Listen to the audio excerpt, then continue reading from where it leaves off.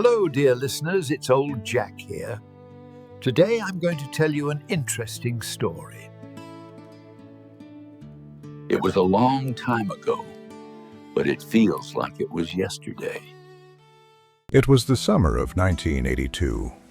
I was younger then, with less gray in my beard and more fire in my belly. But the sea was the same as she has always been, ancient, indifferent, beautiful.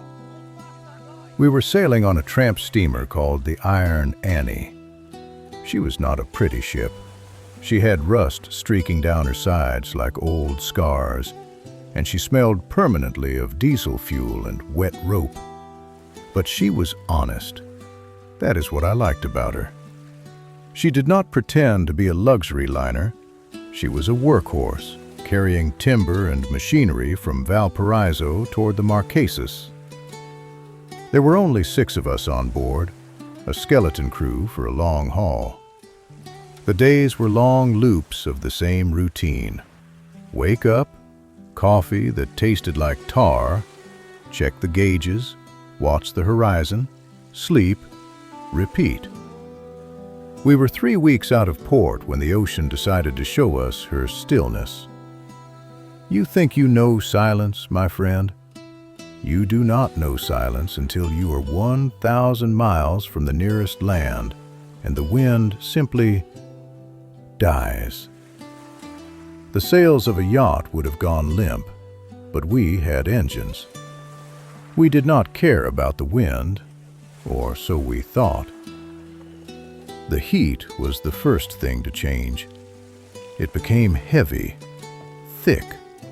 It felt like we were sailing through warm syrup, not water. The sky turned a pale, washed-out blue, almost white. And the sea became a mirror. Not a ripple, not a whitecap, just an endless sheet of glass reflecting that burning sun. It happened on a Tuesday, just after the noon watch.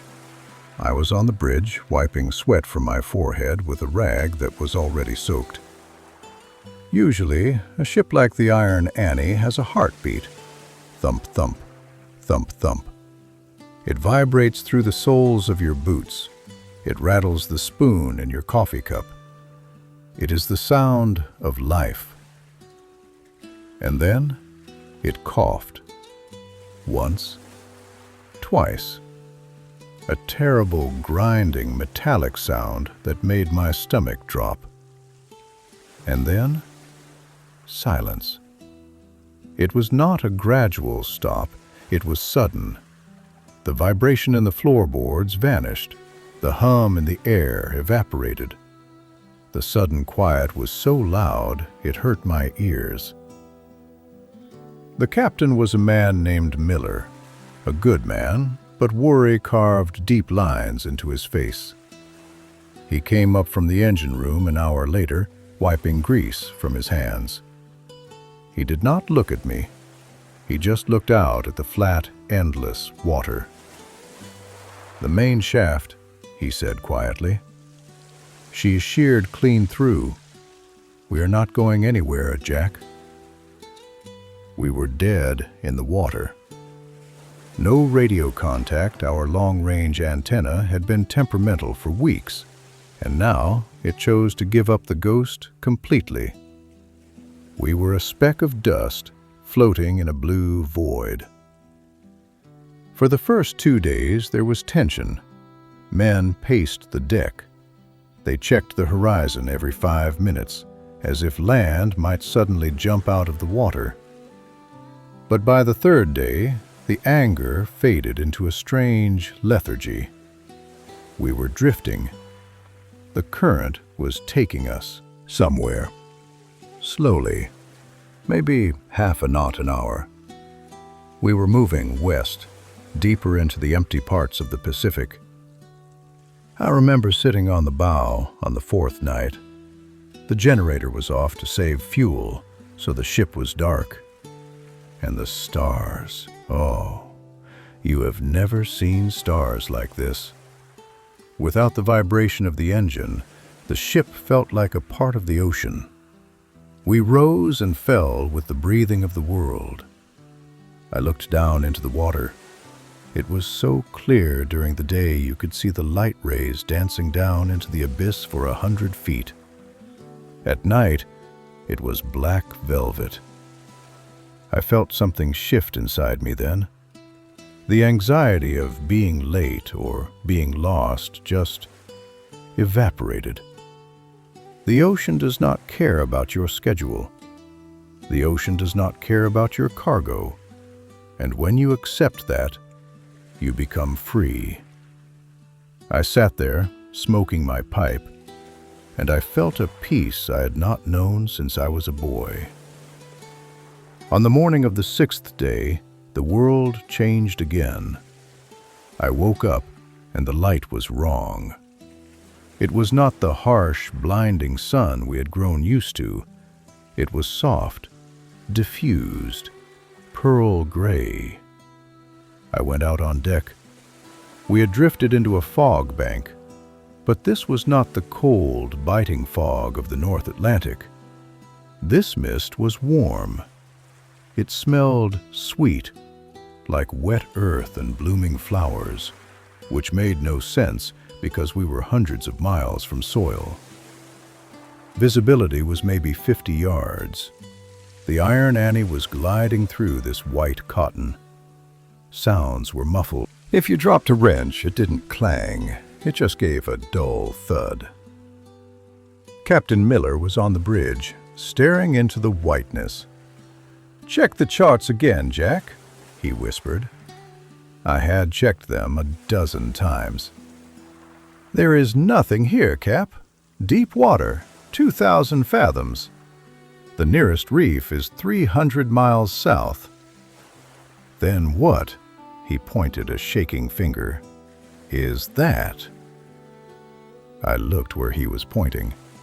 The fog was thinning, swirling like smoke in a draft. And through a gap in the mist, I saw something that made my breath catch in my throat. It was not a reef. It was a mountain. Rising out of the flat gray ocean was a peak of emerald green.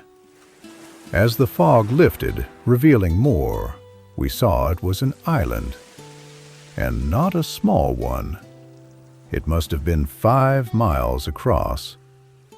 It looked ancient. The cliffs were high and draped in vines that cascaded down to the water like green waterfalls. There were trees with leaves the size of dinner tables. And the beach, a strip of sand so white it looked like snow. I ran back to the chart table. I smoothed out the paper. I checked our coordinates with the sextant. I checked them again.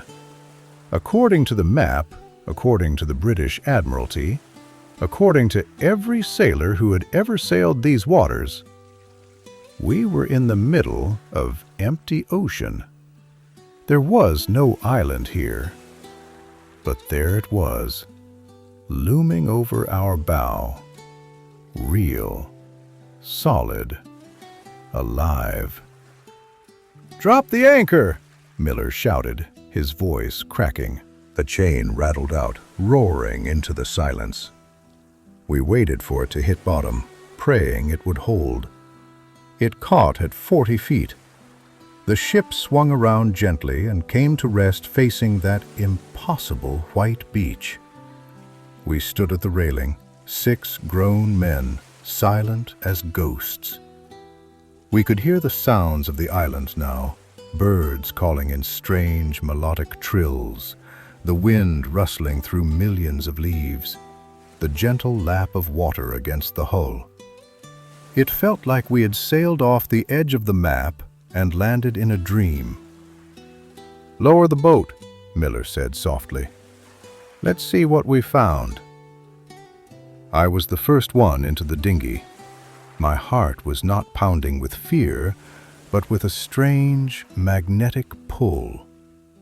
I needed to touch that sand. I needed to know if it was real. The keel of our dinghy scraped against the bottom. It was the only harsh sound in a world made of soft notes. I stepped out, and the water was tepid, wrapping around my ankles like a warm blanket. When my boots touched the dry sand, I stopped. You know how sand usually is: gritty, sharp, hot enough to burn your feet at noon. This was different. It was fine, like flour. And it was warm, but not from the sun. It felt like the island itself had a body temperature, like it was alive beneath us. We pulled the boat up. There were no footprints, none, just the smooth, pristine canvas of white. I remembered Jenkins, our mechanic, a man made of grease and bad temper. He usually grunted more than he spoke. He walked a few steps, looked at a palm tree that bent gracefully over the water, and he just sat down. He didn't check the perimeter. He didn't look for fresh water. He sat down, leaned back, and closed his eyes. "I'm going to rest my eyes for a minute," he said. He slept there for 12 hours. We all did. We laid down right there on the beach, 6 grown men who had been on edge for weeks, and we slept like babies in a cradle. No guards, no watches. We knew, somehow, that nothing here would hurt us. When we woke, the sun was low, painting the sky in colors I do not have names for: violets, burning oranges, soft pinks. Hunger should have been our first thought. We had emergency rations in the boat, dry biscuits that tasted like cardboard. But instead, I walked to the tree line. The jungle was not a wall. It was an invitation. It was open, spacious, filled with filtered light. I found a fruit growing on a low bush. It looked like a pear, but it was blue, deep indigo blue. In any other place, I would not have touched it. Blue fruit usually means a bellyache, or worse. But here, I picked it. I wiped it on my shirt. I took a bite. It was sweet, like honey and peaches, but with a cool finish, like mint water. It dissolved in my mouth. One fruit, and I felt full. I felt energized, but calm. I brought an armful back to the crew. We sat around a small fire we built from driftwood. The wood burned with a clear, smokeless flame. We ate the blue fruit, and we talked. But we didn't talk about the broken engine. We didn't talk about our paychecks or the wives waiting at home. We talked about dreams we had when we were children. We talked about the color of the sky. Captain Miller, who usually stressed over every ounce of fuel, laughed. I had never heard him laugh in 3 years. It was a rusty sound, but it was real. I cannot tell you if we were there for 3 days or 3 weeks. I am serious. I look back now, and it is a blur of golden light. On the second day, or maybe the second morning, I looked at my wristwatch. It was a good watch, a heavy diver's piece I had bought in San Francisco. It had stopped. "Damn," I muttered, shaking it. "Mine too," Miller said. He held up his wrist. The hands were frozen at 4:10. We checked the others. Every single watch on that island had stopped. At first, it was unsettling. A sailor needs time.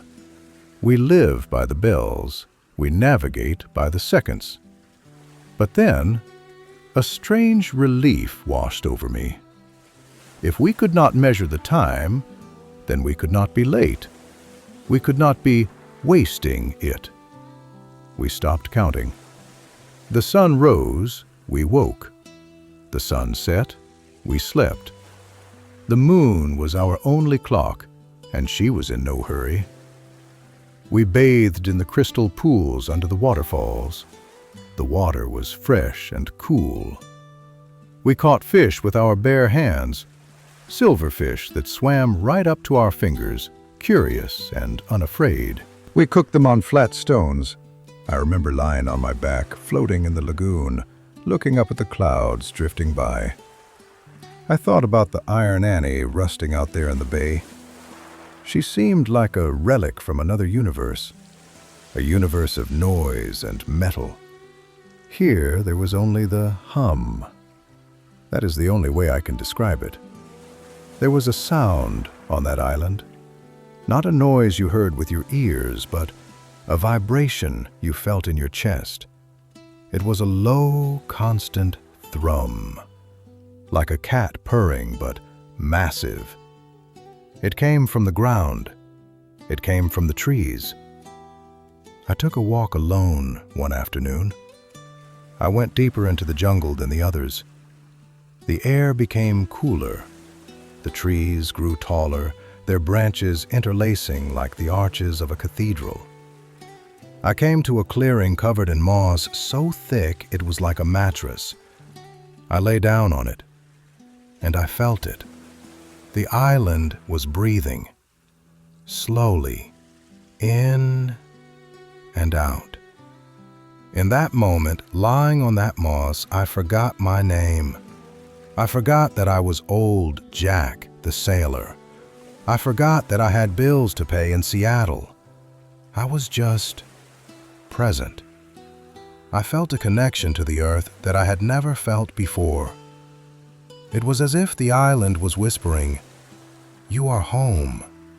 You do not need to go anywhere else. Stay." And I wanted to. God help me, I wanted to stay there until I turned into dust and moss.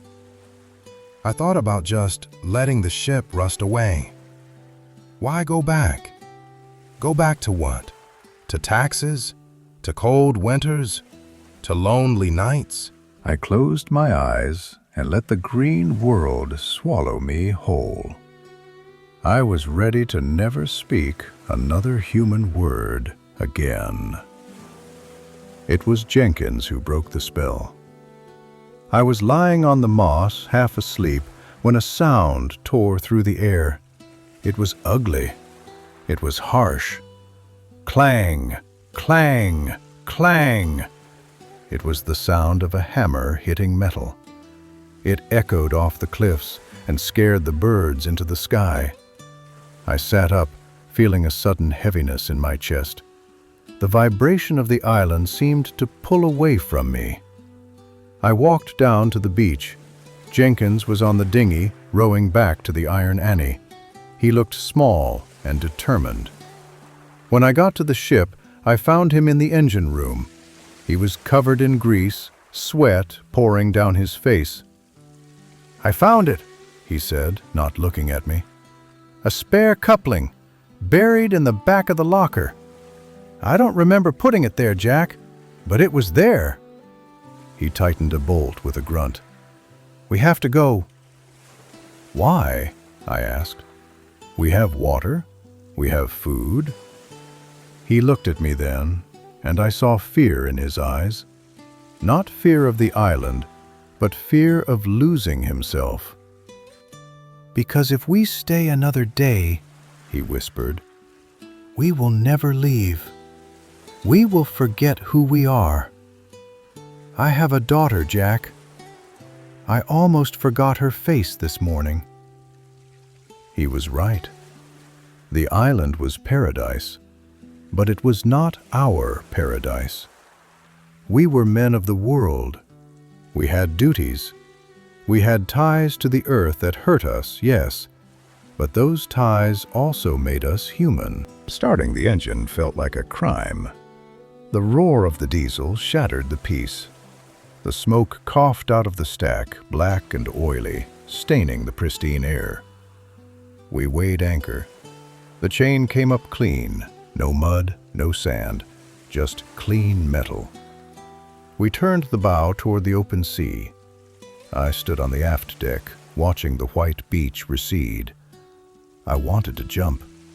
I wanted to swim back. But the ship pushed forward. We hit the fog bank again. The warm white mist swallowed us.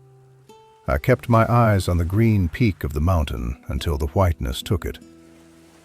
"Goodbye," I whispered.